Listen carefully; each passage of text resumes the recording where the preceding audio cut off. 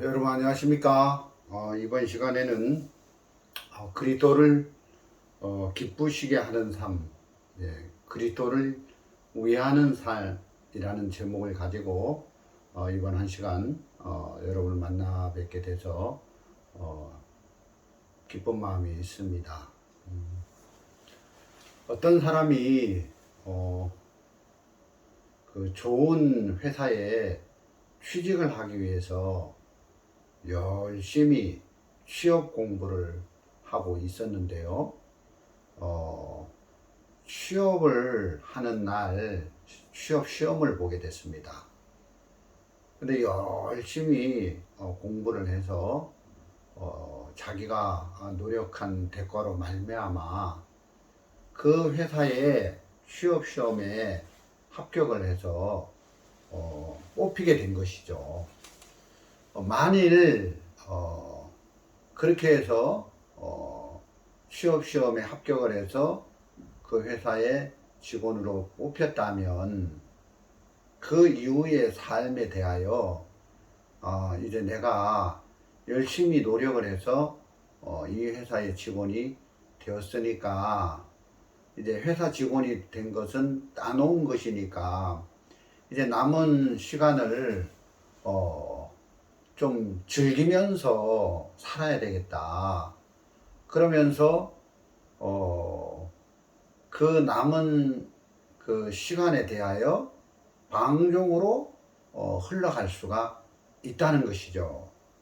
근데 우리는 이런 방종으로 흘러가는 자유분방한 가운데서 삶을 사는 이런 부분을 나무랄 수가 없다는 것입니다.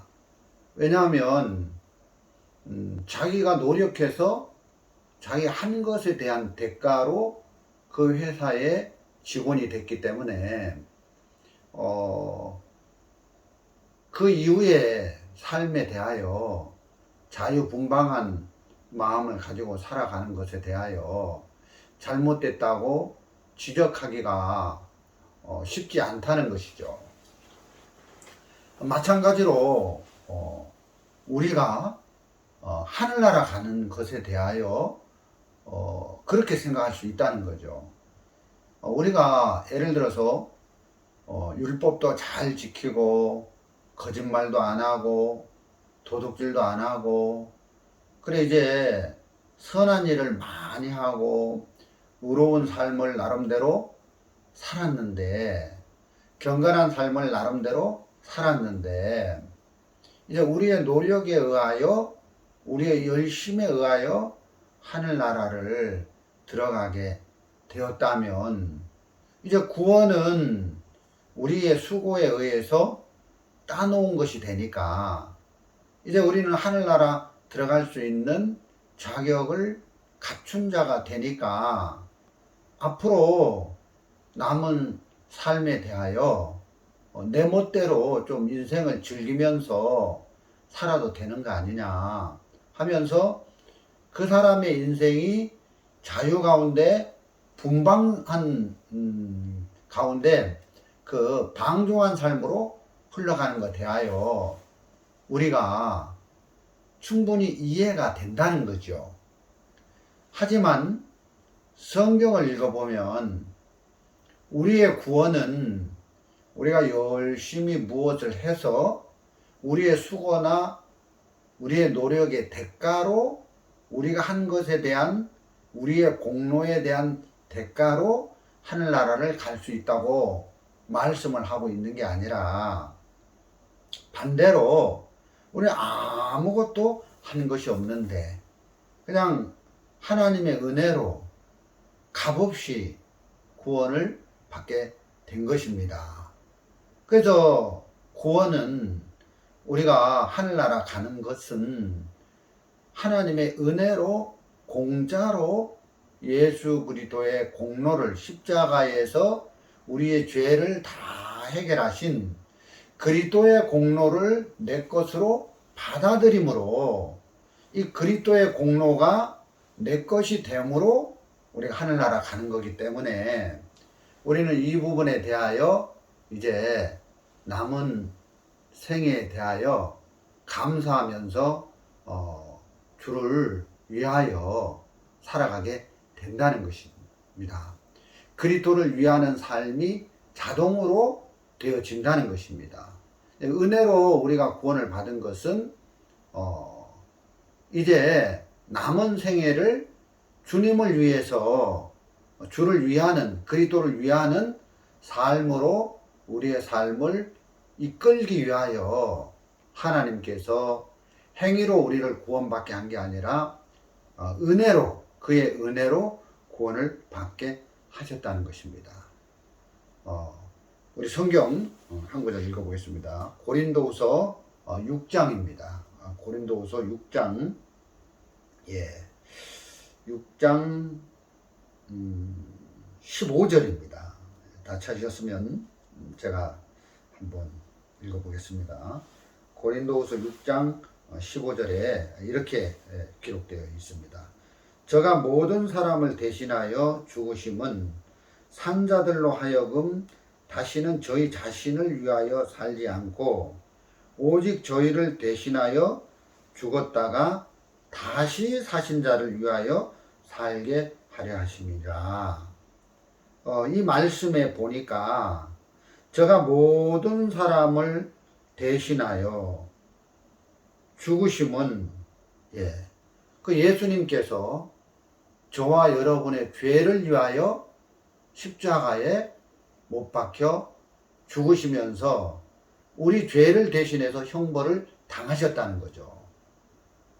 뿐만 아니라 우리가 율법의 저주를 받아야 될 인간인데 그 예수 그리스도께서 십자가에서 우리가 율법의 저주를 받아야 될 그 부분에 대하여 예수님이 대신 율법의 저주를 우리를 대신해서 받아주셨다는 거예요.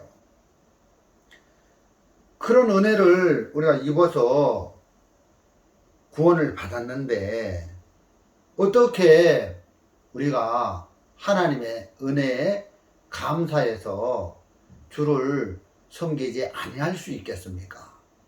그 은혜가 너무 감사해서 우리는 자동적으로 그리스도의 사랑을 받은 자이기 때문에 그리스도를 위하는 삶은 그게 쉽다는 것입니다. 그게 전혀 어려운 삶이 아니라는 것이죠. 또한 이 말씀에 보니까 다시는 산자들로 하여금 다시는 저희 자신을 위하여 살지 않고 오직 저희를 대신하여 죽었다가 다시 사신 자를 위하여 살게 하려 하십니다. 여기 보니까 예수님이 우리를 대신해서 죽었다. 그냥 예수님을 위해서 살으라고 하지 않고 우리를 대신하여 죽었다가 다시 사신 그리스도를 위해서 삶을 살아라. 이렇게 말씀을 하고 있다는 것이죠. 자, 예수님은 우리 죄를 위하여 죽으셨습니다. 정말 우리가 정말 이 죄에 대하여 어떻게 할 수 없는 그런 저주받은 인생이었는데 죄에 대하여 우리가 할 수 있는 것이 아무것도 없고 죄의 삭은 사망이니까 죄를 지음으로 말미암아 하나님 앞에 사망이라는 형벌을 받아야 될 사람인데 저가 우리를 위하여 대신 십자가에 죽으셨다. 우리가 지은 죄에 대한 형벌을 우리에게 돌리지 않고 바로 예수 그리스도 그분이 우리의 죄를 다 담당하셔서 저와 여러분이 이렇게 구원을 받았다는 것입니다. 그러면 이제 우리 자신을 위해서 예수님이 돌아가셨는데 우리가 우리 자신을 위해서 살아야 될 가치가 전혀 없는 것입니다. 이 죄를 따라서 사는 인생인데 우리가 우리 자신을 위해서 산다면 우리는 또다시 어둡고 허망하고 슬픔 가운데 공고한 가운데 아무런 소망 없는 그런 흑암 가운데 지낼 수밖에 없는 게 우리의 모습이라는 것이죠. 그렇기 때문에 구원을 정확하게 은혜로 받은 사람은 자기 자신을 위해서 살 가치를 두지 않는다는 것입니다. 예, 자기를 위해서 살 가치가 없다. 예, 그러면서 이제 자신을 위해서 사는 삶을 무의미한 것으로 여기고, 이제 우리 자신을 위해서 십자가에 죽었다가 부활하신, 다시 사신 그리스도를 위해서 사는 것은 정말 가치 있고 놀라운 일이 될 수밖에 없다는 것이죠. 그래서 우리가 우리 자신을 위하지 않고 그리스도를 위해서 사는 것은 행복한 일이고 정말 가치 있는 일이고 보람스러운 일이 된다는 것입니다. 그래서 어느 누구도 이 죄를 지을 수밖에 없는 이 죄의 몸을 따라가는 우리 옛사람, 옛성품을 따라가는 이 삶을 더 이상 주장하거나 그쪽으로 마음이 옮겨져서 그쪽 방향으로 갈 수가 없다는 것이죠. 그리스도께서 어떻게 우리를 구원하셨고, 그리스도께서 어떻게 우리를 사랑하셨고, 이런 그리스도의 사랑을, 그런 큰 그리스도의 사랑을 우리 마음에 받아들였다면, 이제 마음에서부터 그리스도를 위해서 살고 싶은 그런 감사하고 고마운 마음이 일어나면서 이 그리스도를 위해서 자연스럽게 그분만을 섬기고 그분만을 찬미하고 이렇게 살아가는 것은 너무 쉽다. 너무 자연스럽게 되어진다는 것입니다. 우리 신약 성경 또 로마서 6장 말씀을 한 번 더 보도록 하겠습니다. 로마서 6장입니다. 로마서 6장 11절 말씀입니다.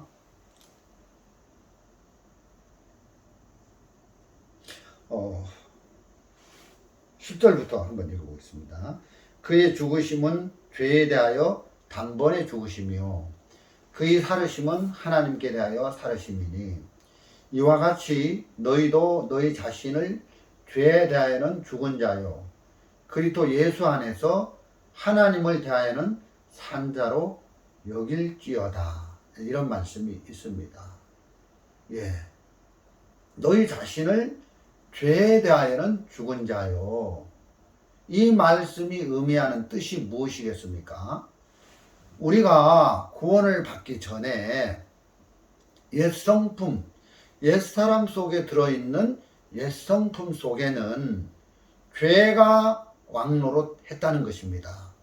그래서 우리는 원든지 원치 않든지 이 죄가 왕노릇을 하는 옛성품, 옛사람 안에 있었기 때문에 이 죄가 기회를 타서 나를 죄악된 삶을 살도록 이끌어 갔는데 거기서 우리는 어찌할 수가 없었다는 것이죠. 그래서 우리 옛사람 속에 들어있는 옛성품에는 죄가 우리를 주장한다. 근데 여기 이 말씀에 이와 같이 너희도 너희 자신을 죄에 대한 죽은 자요.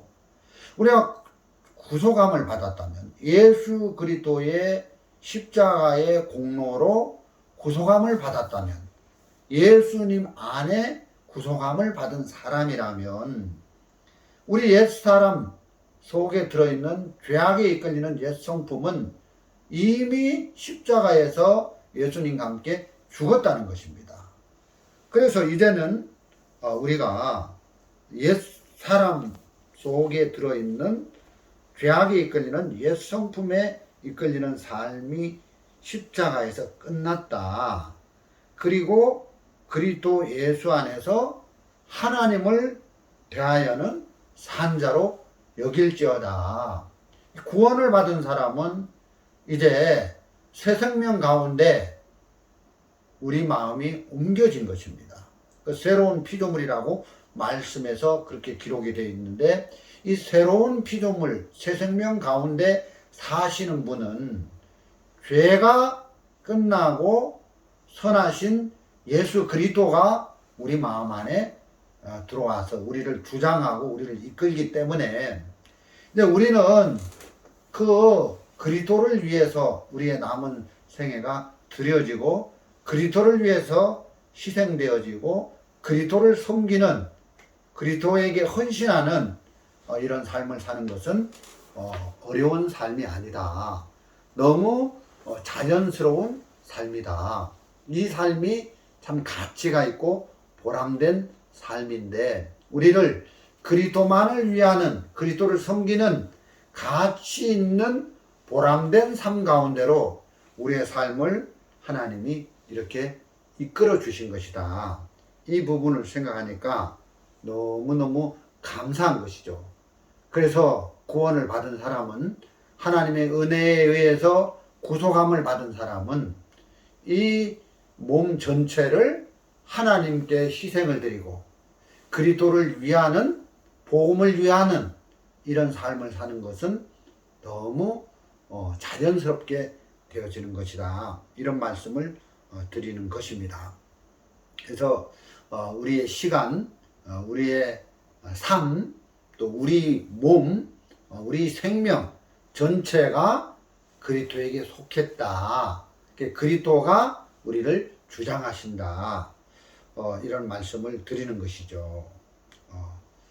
제가 그 주일학교에서 이렇게 봉사를 좀 했었는데요. 그 주일학교, 어린이 주일학교 찬송가에 보면 이런 가사 내용이 있습니다. 나는 하나님의 것이 됐어요. 나는 하나님의 자녀가 됐어요. 나의 몸과 생명, 소질 모두 다 주님의 값으로 사주셨어요. 아빠 것도 아니에요. 엄마 것도 아니에요. 나의 것은 더욱 아니랍니다. 나는 하나님의 것이 되었어요. 이런 은혜로운 주일학교 찬송 가사가 있습니다. 정말 이 어린이들이 교회에 와서 정말 예수님의 그 십자가의 사역을 듣고 보니까, 저 예수 그리스도께서 2000년 전에 우리 어린이들의 마음속에 있는 모든 죄를 다 씻었다는 것을 깨닫게 된 것이죠. 그래서 이제 구원을 우리 어린이들이 받고 보니까 이런 찬송이 되는 거죠. 아빠 것도 아니에요. 엄마 것도 아니에요. 나의 것은 더욱 아니에요. 나는 하나님의 것이랍니다. 이런 찬송가가 마음에서 이렇게 불러지는 것이죠. 아주 오래전 얘기 같습니다. 미국에 흑인 노예 제도가 있을 당시인데요. 어떤 흑인 노예에 대한 이야기입니다. 그 흑인 노예들은 12살이 되면 성인식을 한다고 합니다. 그래서 이제 어떤 소년이 12살이 되어서 성인 예식을 마친 후에 이제 주인이 이 흑인 노예를 팔아버린 거예요. 그래서 이 흑인 소년은 노예로 팔려가게 됐는데, 그 부모도 어떻게 할 수 없는 것이, 그 부모도 노예고 이 소년도 노예이기 때문에 어떤 자녀에 대하여 소유권이 없다는 거죠. 노예이기 때문에. 그래서 주인에 의해서 백인에게 팔려갔는데, 백인 주인 밑에서 이렇게 그 주인을 섬기다가 어느 날 복음을 가진 목사님을 만나게 된 거예요. 그 목사님이 전하는 말씀을 듣고 보니까, 나는 하나님의 자녀가 됐다. 이걸 이제 발견하게 된 거예요. 그래서 이 소년이 간증을 하는 거예요. 아, 나는 하나님의 자녀입니다. 나는 저 백인의 주인의 것이 아닙니다. 엄마 것도 아닙니다. 아빠 것도 아닙니다. 나의 것은 더욱 아닙니다. 나는 하나님의 것이 됐습니다. 나는 그리스도의 것이 됐습니다. 예수님이 십자가에서 흘리신 그 보혈의 공로로, 그 예수님의 피값으로 이 흑인 소년의 전체가 다 예수님의 것이 되셨습니다. 우리 주님이 피값으로 나를 사셨습니다. 그래서 구원을 받고 보니까 자기 몸 전체가, 자기 인생 전체가 주님의 것이 됐다. 이렇게 간증하는 걸 볼 수가 있었습니다. 여러분이나 저도 똑같습니다.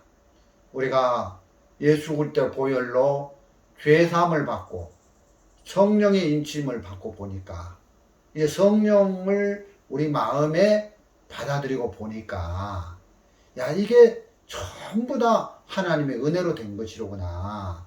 예, 나는 예수님의 피값에 의해서 주님에게 속한 자가 됐구나. 예수님이 십자가에서 흘리신 그 저 보혈이 나를 예수님의 것으로 만들었구나. 그러면서 이제 너무 감사한 그런 간증을 하는 이야기들을 우리가 접할 수가 있는데, 고린도전서 6장 19절 20절 말씀에도 그런 부분에 대하여 기록이 되어져 있습니다. 한번 우리가 성경 말씀을 보도록 하겠습니다. 고린도전서 6장